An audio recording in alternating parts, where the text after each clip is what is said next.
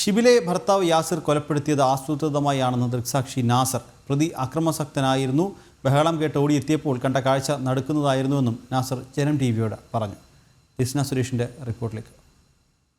പുഴയിലെ ഷിബിലിയുടെ കൊലപാതകം അത് നേരിട്ട് കണ്ട് ഇവിടുത്തെ ബഹളം കേട്ട് നേരിട്ട് കണ്ട നാസറാണ് നമുക്കൊപ്പം ചേരുന്നത്.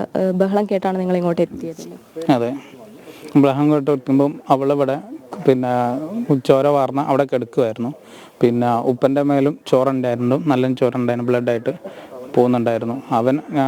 ഞാൻ ഓടി എത്തിയപ്പം അവന് കത്തി വീശിയിട്ട് നിൽക്കുകയായിരുന്നു ചെയ്തത്. അപ്പോൾ എൻ്റെ നേരെ വന്നപ്പോൾ ഞാൻ ഈ സൈക്കിൾ എടുത്തിട്ട് അവൻ്റെ നേരേക്ക് വീശുകയും ചെയ്തു. ആ വണ്ടി എടുക്കാൻ പോയപ്പം ആ സൈക്കിൾ എടുത്ത് അവൻ്റെ കാറിൻ്റെ മേളിലേക്ക് എറിയുകയും ചെയ്തു. ഇത്തരത്തിൽ സമാനമായ സംഭവങ്ങൾ ഇവിടെ നേരത്തെ ഉണ്ടായിട്ടുണ്ടോ ഈ വീട്ടിൽ? ഇല്ല, അങ്ങനല്ല. ഓനെ കൊല്ലും തല്ലും എന്നൊക്കെ പറഞ്ഞിട്ട് എപ്പോഴും നടക്കാറുണ്ടായിരുന്നു. അവന് അവളെ വീട്ടിൽ നിന്ന് ഇറങ്ങി പോകുന്ന മുതൽ ഒരു ഒരു ടെറർ മൈൻഡിലാണ് അവൻ സംസാരിക്കുന്നതൊക്കെ. ഇപ്പം നമ്മളോട് കേട്ടറിവ് വെച്ചിട്ട് പറയുന്നത് അങ്ങനെയാണ്, ഞാൻ എന്നെ കൊല്ലും, നീ ഇങ്ങോട്ട് വരണം എന്നാണ്. അതിൻ്റെ മുമ്പ് ഡ്രസ്സ് കത്തിക്കൊക്കെ ചെയ്തൊരു അനുഭവം ഉണ്ടല്ലോ, നേരത്തെ പറഞ്ഞില്ലേ. അങ്ങനെ ഒരു ഇതിലാണ് നിൽക്കുന്നത്. അപ്പം ഒരു പ്ലാൻ ചെയ്ത് കുത്തിയ പോലെയൊക്കെയാണ് തോന്നുന്നത്. കാരണം ഷാർപ്പായിട്ട് കറക്റ്റ് കഴുത്തിൻ്റെ അവിടെയാണ് ഒരു കുത്തുണ്ടായിരുന്നത്. അപ്പോൾ അതിലാണ് പെട്ടെന്ന് മരണകാരണം ഉണ്ടായിരുന്നത്. ബെഡ് പെട്ടെന്ന് ഒഴുകി പോയില്ലേ, അങ്ങനെ ഒരു കാരണം ഉണ്ടായിരുന്നു. യാസിറിന്റെ സ്വഭാവം നേരത്തെ എങ്ങനെയായിരുന്നു? നിങ്ങളോടുള്ള പെരുമാറ്റമൊക്കെ? നമ്മളോടൊന്നും അങ്ങനെ സംസാരിക്കാൻ ഉള്ള കൂട്ടത്തിലല്ല.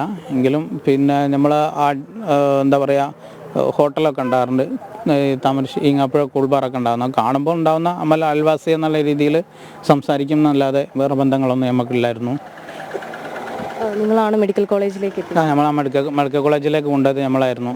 ഇവിടുന്ന് ഈങ്ങാപ്പുഴ ഹോസ്പിറ്റലിലേക്ക് കൊണ്ടുപോയി ഫസ്റ്റ് എയ്ഡ് കൊടുത്ത് അവിടുന്ന് മെഡിക്കൽ കോളേജിലേക്ക് കൊണ്ടുപോകുമായിരുന്നു ചെയ്ത്.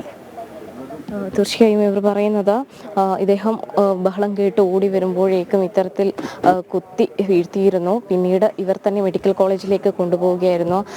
യാസിർ വലിയ രീതിയിൽ അക്രമാസക്തനായ ഒരു സാഹചര്യത്തിൽ തന്നെയായിരുന്നു ഉണ്ടായിരുന്നത് എന്ന് തന്നെയാണ് ഈ ദൃക്സാക്ഷി നമ്മളോട് പറഞ്ഞിട്ടുള്ളത്. ക്യാമറമാൻ പ്രശോഭ് കുറ്റിയിലിനോടൊപ്പം ദിസ്ന സുരേഷ്, ജനം, കോഴിക്കോട്.